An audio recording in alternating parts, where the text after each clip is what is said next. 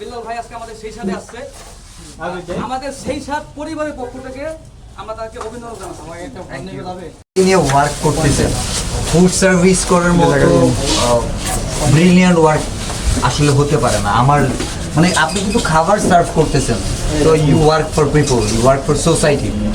মানে ফুড অনেক অনেক ভ্যালুয়েবল একটা ব্যাপার, কারণ রিচ হোক আর পোর হোক ফুডের উপর কিন্তু ডিপেন্ডেন্ট এভরি ওয়ান মানুষ। ওই জায়গা থেকে আমরা খাবার সার্ভ করি, মানে আমাদের অনেকে মনে করতে আমরা ওয়েটার বা আমরা ফুড ডেলিভারি করি, কিন্তু আমরা কিন্তু খাবারটা সার্ভ করতেছি, মানে আমরা আমরা তাদেরকে অতিথি মনে করতেছি, তারা আমাদের যাই মনে করুক না কেন।